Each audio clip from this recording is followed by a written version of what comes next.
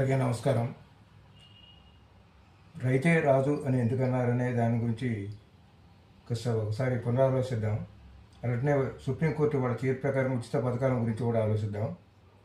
మూడవది, చదువు రానుళ్ళు ముఖ్యమంత్రి అని నిన్న మొన్న ఈ బాగా ఇది సోషల్ మీడియాలో ప్రచారంలో ఉన్న దాని గురించి కూడా డిస్కస్ చేద్దాం. మీరందరూ షేర్ చేయవలసిందిగా కోరుతున్నాను, ప్రిస్క్రైబ్ చేయవలసిందిగా కూడా కోరుతున్నాము.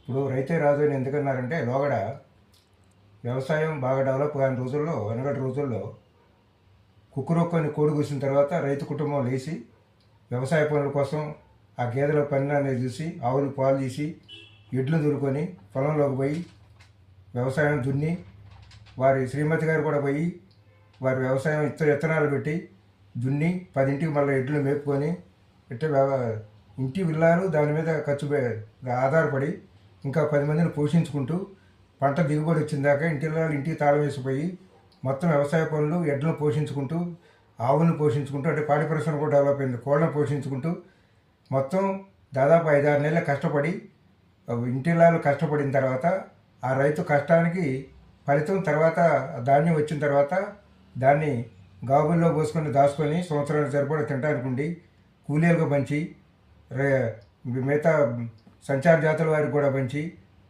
వారు ఉండి రైతే రాజు కింద ఉన్నాడు. అంటే రైతు అంత కష్టపడి అంత పంట పండించి ఇంట్లో వానకు తడిసి ఎండగండి వరి పండించడానికి నానా ఇబ్బందులు పడి రాత్రింబోళ్ళు కాపలాలు కాసి ఇన్ని పడ్డారు కాబట్టి రైతే రాజు అనే వరడు వచ్చిన కారణం అది.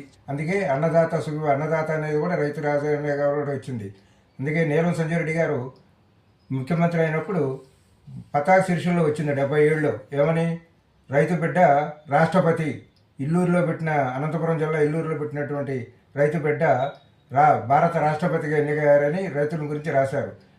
స్వాతంత్రం వచ్చిన కొత్తలో కూడా ఏంటంటే రైతులను ప్రోత్సహించడం కోసమే ఇది ఇన్కమ్ ట్యాక్స్ని ఎగ్జామ్షన్ చేసింది, రైతుల కోసమే వ్యవసాయాన్ని డెవలప్ చేయాలని అడుగుతుంటే అప్పుడు నెహ్రూ గారు చేశారు.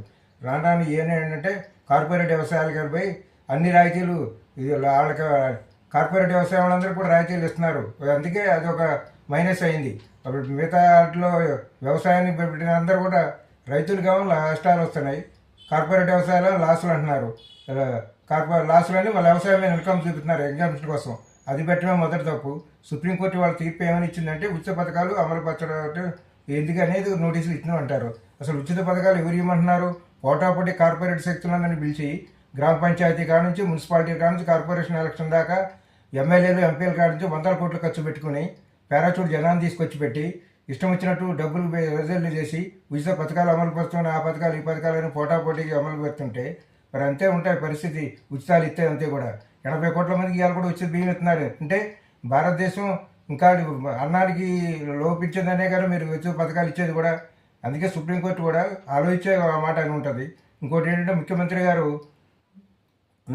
చదువు రానుడు ముఖ్యమంత్రి గారు అవుతున్నారు. నిన్న మొన్న సోషల్ మీడియాలో పెద్ద ట్రోల్ అవుతుంది, ఎవరో మంత్రి గారు అన్నారనేది. లాలూ ప్రసాద్ గారు భార్య చదువు రాపోయినా 5 ఏళ్ళు సక్రమంగా పరిపాలించింది. ఒరిస్సా ముఖ్యమంత్రి గారు నవీన్ పట్నాయక్ గారు 24 ఏళ్ళు భాష రాపోయినా తర్వాత భాష నేర్చుకుని 24 ఏళ్ళు పరిపాలించిండు. అడ్మినిస్ట్రేషన్ రంగంలో చదువుకి సంస్కారానికి ఏం సంబంధం లేదు. చదువుల పేరుతో పెట్టినట్టు జయప్రకాష్ నారాయణ, జేవి లక్ష్మీనారాయణ, ప్రవీణ్ కుమార్ లాంటి వాళ్ళు ఐఏఎస్లు అందరూ అవి పార్టీలు పెడితే 100 సంఖ్యలో వచ్చినాయి ఓట్లు వీళ్ళకి. చివరి పార్టీలు కూడా మూసేసుకునే పరిస్థితి ఏర్పడేది అయింది. అట్నే బీహార్లో ఒక రాజకీయ వ్యవహారకర్త అన్ని రాష్ట్రాల్లో మేము రాష్ట్రాలకి విభాగంగా గెలిపిస్తున్నాయని అక్కడ పార్టీ పెట్టి బోర్లో పడ్డాడు చివరికి వచ్చారు బీహార్లో కూడా. అంటే ఏంటంటే అడ్మినిస్ట్రేషన్కి పాలనకి సంబంధం లేదు. ఒక నాయకుడు అన్న తర్వాత వాడు రాత్రింబోళ్ళు కష్టపడాలా, కింద నుంచి పైకి రావాలా, పైకి నుంచి అసలు ప్రజల బాగోగులు కష్ట సుఖాలు తెలిసిన తర్వాతనే అతను నాయకుడు అవుతాడు. ఆ విధంగా కాకుండా పారిశ్రామికవేత్తలను తీసుకొచ్చి వీళ్ళని తీసుకొచ్చి రాజకీయాల్లో పెంచి ఆ పార్టీ కాదు ఈ పార్టీ ఇచ్చి లక్షల కోట్లు గుమ్మెడుతున్నారు. అసలు ఎలక్షన్కి కోట్లు ఏంటి అసలు ఖర్చు ఉంది వాళ్ళకి కూడా. అది కూడా ప్రభుత్వ పరంగా కాదు, ప్రజలందరూ కూడా ఆలోచించాలి. అన్నీ ఇస్తున్నారు, డబ్బులు పుచ్చుకుంటున్నారు, లక్షల సంఖ్యలో ఇస్తున్నారు, ఓట్ల కోసం కొనుగోలు చేస్తున్నారు. ఉచిత పథకాల పేరుతో కూడా ఓట్లు కొనుగోలు చేస్తున్నారు. రుణమాఫీల కాడ నుంచి ఉచిత విద్యుత్, కరెంటు అన్నిటి టోటల్గా ఏంటంటే అదో రకంగా ప్రభుత్వ సొమ్ముని పెడుతున్నారు. నేను ఎప్పటి నుంచో కూడా దీన్ని కూడా నేను లోకల్ నుంచి కూడా ఇదే డిస్కస్ చేస్తున్నాను. సార్ ఇక్కడ ప్రభుత్వం వారి తెలంగాణ ప్రభుత్వం ఏంటంటే మేము మా అధిష్టానం వరకు ఉన్న తర్వాత ఆదర్శం ఉంది, మా పరిపాలన అందరూ ఓట్లేస్తున్నారు అని అంటున్నారు. మీ పరిపాలన బాగుండి ఓట్లేస్తే సంతోషమే, కానీ పక్క రాష్ట్రం ఉండే విజయవాడలోనూ బాంబేలోనూ అక్కడ ఇక్కడ చంద్రబాబు నాయుడు కంటే మా పరిపాలన బాగుంది, మేము పథకాలు అమలు పెడుతున్నాం, మేము అన్ని డెవలప్లో ముందున్నాం, మేము ఆర్థిక పురోగతిలో ముందున్నాం, కొత్త ఫ్యాక్టరీలు పెట్టినాం, కొత్త ఎంప్లాయ్మెంట్ క్రియేట్ చేసినాం, మిగులు బడ్జెట్లో ఉన్నామని మీరు మహారాష్ట్రలో దేవేంద్ర ఫడ్నవీస్ గారు చంద్రబాబు నాయుడు గారి దగ్గర అంటే అప్పుడు మిమ్మల్ని చూసి మిగతా రాష్ట్రాలు కూడా ఇక్కడ తెలంగాణలో కాంగ్రెస్ ప్రభుత్వం బాగుందని ఓట్లేస్తారు.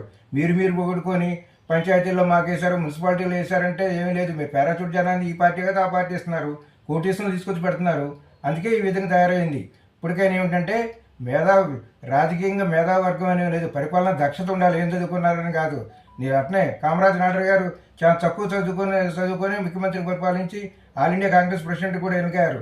చాలామంది మేధావులు కూడా రాజకీయంలో వచ్చి ఫెయిల్ అయిన వాళ్ళు కూడా ఉన్నారు. తప్పదు, దొంగోట్లు ఇంట్లో ఉత్తీర్ణతలో ఫెయిల్ అయ్యి ఉద్యోగాలు ఇస్తే ఎట్టుంటుందో మీ రాజకీయ పదవులు కూడా ఆ విధంగా తయారైంది. ఎవడైతే నాణ్యత లేకుండా ఉద్యోగంలో ఫెయిల్ అయిన వాళ్ళకి గట్ట తీసుకుపోయి ఉద్యోగాలు ఎత్తుంటే ఎట్టుంటుందో పరిపాలన. మీరు ఇతర పార్టీలోనే తీసుకొచ్చి అందరిని తీసుకొచ్చి పెడితే ఎట్నే ఉంటాయి పరిపాలన.